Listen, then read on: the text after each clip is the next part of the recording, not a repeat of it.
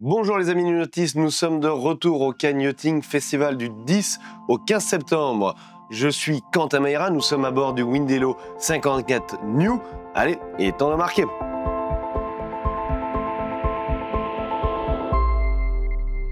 Olivier Evin nous attend sur le Sunbeam 29.1. Alors Olivier, il y a quand même du changement en profondeur au sein de cette gamme Sunbeam. Exactement, Quentin, nous nous retrouvons ici chez Sunbeam, où nous allons découvrir le Sublime 29.1, le dernier né de la marque. Et ce chantier nous a notamment surpris avec la sortie du 32.1 et son look absolument ravageur, étrave inversée, grande delphinière, quelque chose tout à fait étonnant pour ce chantier qui était plutôt conservateur jusqu'à présent. On retrouve ce style un peu plus assagi, mais pas totalement, sur ce 29.1. On est sur un format 9 mètres par 2 mètres 50, ce qui permet de transporter facilement le bateau par remorque, aidé par une quille pivotante. On est sur un pur day sailor au niveau des parties extérieures, mais un weekender grâce aux aménagements dans la cabine qu'on va découvrir juste après. Sur ce day sailor weekender, nous retrouvons un cockpit très ouvert, des îloirs très protectrices avec des courbes absolument sublimes. Courbes que l'on vient retrouver sur la poupe. Regardez comment ce cockpit se termine ici. C'est absolument sublime. L'intégration de l'écoute de grande voile, l'écoute que l'on vient retrouver pour le barreur, juste ici, permet d'avoir un cockpit parfaitement dégagé, ce qui en fait un voilier idéal pour la promenade en famille, mais aussi pour la performance. Une grande voile de 30 mètres carrés, un foc de 17 mètres carrés, un Genaker de 60 mètres carrés vous promet de belles sensations sur l'eau. Nous avons un double safran qui permet une très belle stabilité. Nous nous retrouvons à l'intérieur de ce Sunbeam 29.1, un intérieur chic et épuré, des vaigrages tuilés vers l'avant qui intègrent des bandes de LED pour un éclairage indirect du plus bel effet. On a une sellerie ici avec des surpiqûres qui viennent finir de façon parfaite cet intérieur. On est vraiment sur une qualité de finition tout à fait incroyable. Si vous soulevez et que vous ouvrez toutes ces trappes, tout est peint, tout est fini, jusque dans les moindres recoins. Vous retrouverez Sunbeam pour la Suisse chez SNG Luzern et pour la Méditerranée chez Sailing Stream. Et nous, on se retrouve demain pour la présentation d'un nouveau monocoque durant ce Yachting Festival à Cannes. Place maintenant à l'invité du jour. Je suis avec Gauthier Kaufmann, le directeur du chantier Windelo. Bonjour Gauthier. Bonjour. Alors Gauthier, nous sommes à bord du Windelo 54 New. Il a été présenté à la Grande Motte au mois d'avril. C'est exact. Est-ce que vous pouvez nous rappeler quelles sont les idées fortes de ce bateau, que ce soit dans l'aménagement de dans ses aménagements ou dans son plan de pont? Oui. Alors c'est un bateau, un 54 pieds Windelo qui est vraiment destiné à naviguer autour du monde. Donc on a un bateau qui marche bien à la voile, bateau à dérive pour bien remonter au vent, bateau avec des grands trampolines, on recentre les masses et un beau plan de voilure. Une des spécificités de ce bateau, c'est le cockpit de manœuvre avant. On va pouvoir faire toutes les manœuvres protégées des éléments. Et on retrouve quand même beaucoup d'espace de vie à bord. On le voit là autour de nous dans le carré, et des grands vitrages pour vraiment être connecté à l'extérieur et dans l'environnement. Et dans les cabines aussi, on a ces vitrages arrondis qui sont assez particuliers. Ouais, on a fait fabriquer des hublots tournants qu'on a conçus sur la coque pour vraiment avoir des hublots de 3 mètres de long qui nous projettent encore une fois dans l'environnement, dans les cabines arrière. Oui, ça donne une ligne vraiment intéressante en tout cas. Mais Windelo, c'est pas simplement ça, le confort à bord, c'est aussi une vision circulaire de la plaisance, hein, plus écologique. Ça fait quelques années que vos bateaux naviguent sur toutes les mers du monde, si je puis dire.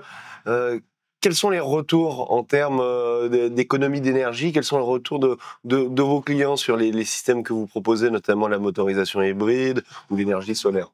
Alors, on a sur l'environnement, on a vraiment travaillé sur... Motorisation électrique. Ouais, désolé. Électrique, pas de souci.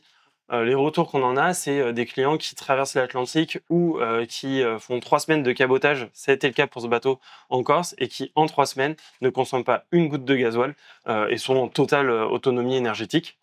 À savoir qu'on a quand même un groupe électrogène à bord avec du gasoil, si besoin, pour augmenter l'autonomie du bateau.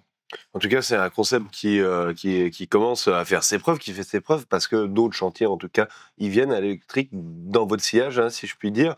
Mais vous pensez également à l'avenir, hein, vous étoffez votre gamme et vous annoncez aujourd'hui à Cannes de la nouveauté pour l'an prochain, notamment au niveau de votre gamme sport qui va prendre un petit peu de boost, si j'ai cru comprendre. C'est ça. L'idée, alors on a 3 versions. Adventure Yachting Sport.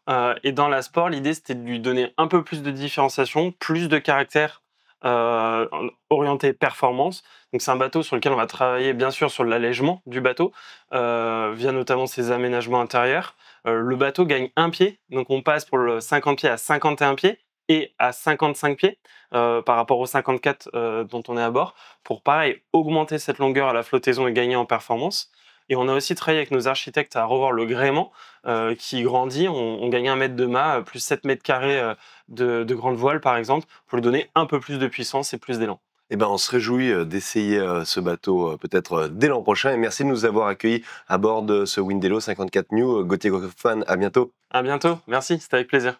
On se mouille, Charlotte Lerche se jette à l'eau avec le Seabike. Salut Quentin, donc aujourd'hui pas moyen de se noyer, on va tester ce Seabike. Qu'est-ce que c'est? C'est un vélo super sécuritaire, super simple pour aller découvrir les fonds marins. Ici on a le pédalier qui nous permet de faire tourner cette petite hélice. Là on peut voir qu'on a le flotteur qui nous permet de flotter ainsi que de faire flotter l'objet. Et là on peut régler la taille, moi je suis en L avec 1,70 m. On va aller tester l'objet, donc let's go, suivez-moi.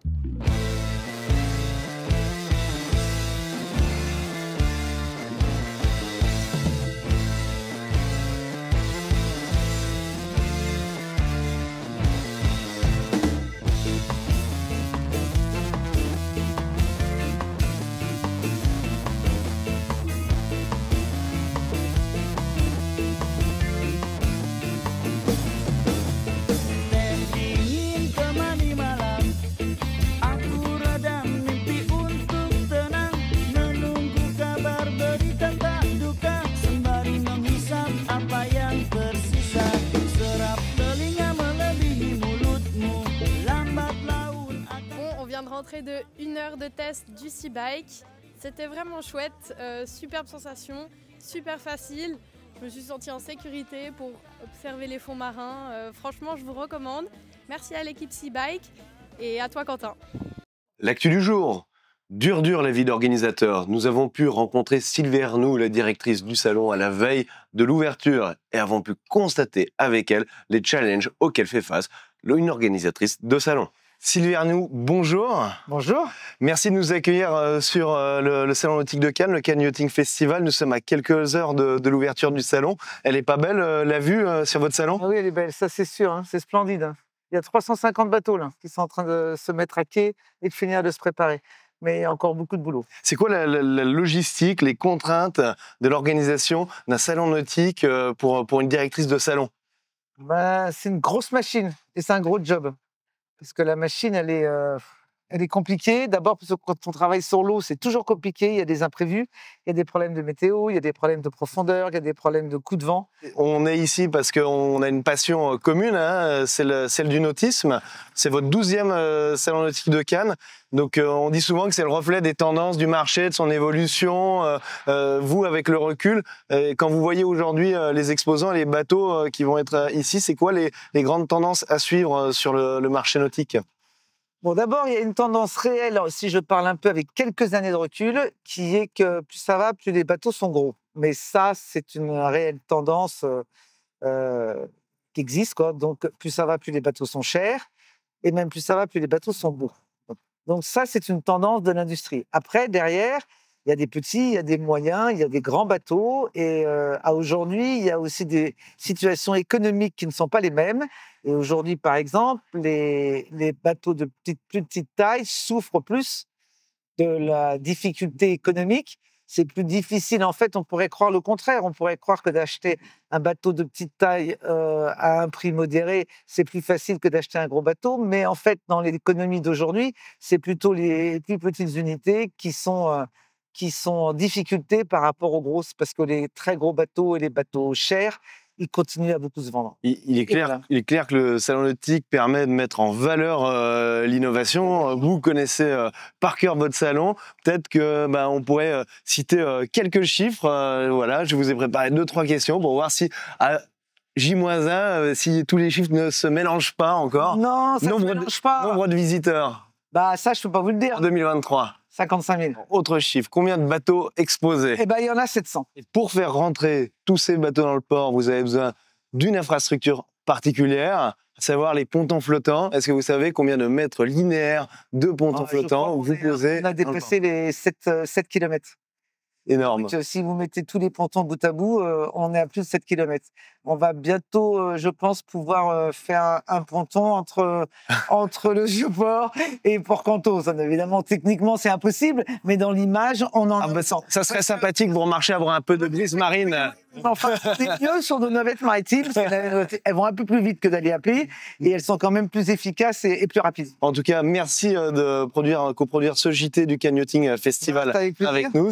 On est ravis de vous avoir, et vous savez, de notre job, nous, mais le vôtre aussi, c'est de donner envie aux gens. C'est que les visiteurs, ils ont envie de venir, ils ont envie de rêver, ils peuvent pas tous s'offrir des bateaux, mais ils ont envie de le faire, ils préparent leur projet, et un jour, ils l'achèteront.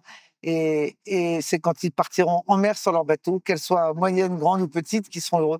Et nous, on est là pour promouvoir ça. Que ce soit vous avec vos films ou moi avec mon salon, on fait le même job, on crée cette envie. Et on partage la passion. Voilà, nous étions avec Sylvie Ernoult à J-1 de l'ouverture du Canyoting Festival. À vous les studios. Moteur, action. Louis Torel teste les performances en mer du 29XC Cross Cabine de chez Axopar.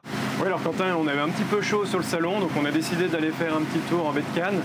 Et on a eu de la chance, on est tombé sur nos amis d'Axopar qui nous ont proposé d'essayer leur nouveau bateau, l'Axopar 29, qui est le grand remplaçant de l'Axopar 28, qui a fait véritablement le succès de cette marque lors de son lancement il y a 10 ans, puisqu'il y a plus de 3000 modèles qui ont été écoulés. Donc gros challenge pour ce bateau, je te propose de faire un petit tour pour voir les grands changements.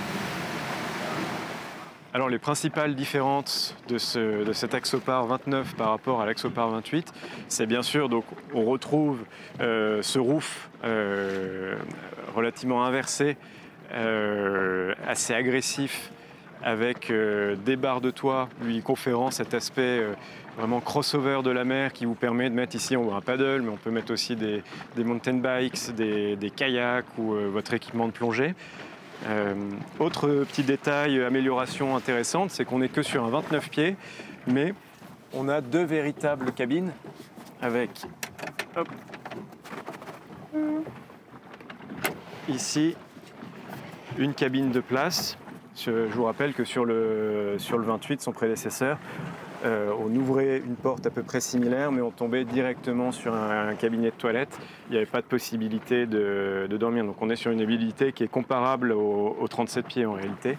Alors sur la partie cockpit arrière, on retrouve qu'il n'y a pas énormément de changements par rapport au 28, si ce n'est que la plateforme a vraiment été élargie. On trouve une petite cuisine ici de jour avec possibilité d'avoir un évier, une plancha, etc. Hop. Ici, une structure pour tous les sports tractés. Donc après ce petit tour du propriétaire, je te propose d'aller voir ce que ce bateau a dans le ventre. C'est parti. Donc là, on navigue à peu près à 26 nœuds.